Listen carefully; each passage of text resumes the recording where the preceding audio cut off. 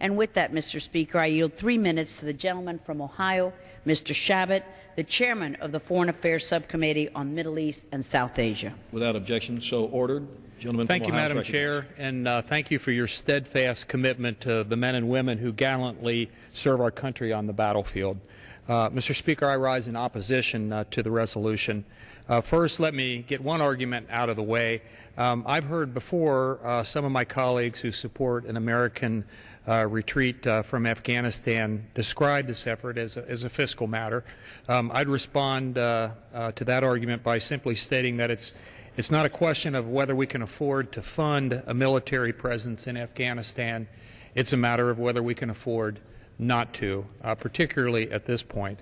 I think my colleagues know that I'm very uncomfortable spending taxpayer dollars without a solid justification, and I'd match my fiscal conservative credentials with anybody in this body. But when it comes to national security and when it comes to the care and protection of our troops in harm's way, we must not be, to use a phrase that you often hear on this floor, penny wise and pound foolish.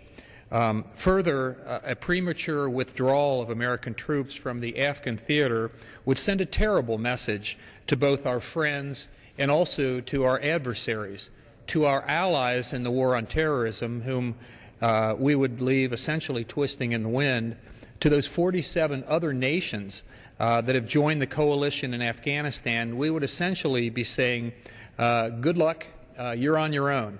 Not exactly what they had in mind when they joined us in this fight.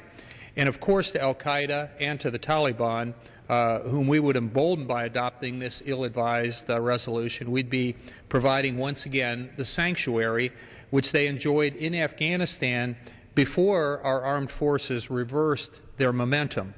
I don't often find myself in agreement with President Obama's policies, but I did agree with him when he said a little more than a year ago, and I quote, "I am convinced that our security is at stake in Afghanistan and Pakistan. This is the epicenter of violent extremism practiced by al-Qaeda. It is from here that we were attacked on 9/11, and it is here that new attacks are being plotted as I speak," unquote. That was President Obama. I also agree with General Petraeus, who said last week that, quote, "Our core objective in Afghanistan, needless to say, is to ensure that the country does not become a sanctuary once again for al-Qaeda the way it was prior to 9/11, unquote.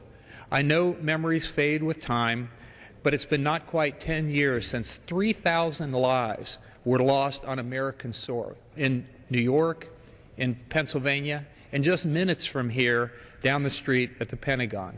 Let's not forget what al-Qaeda did then, and let's keep working to prevent it from happening again.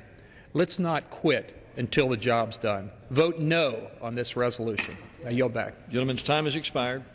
Gentleman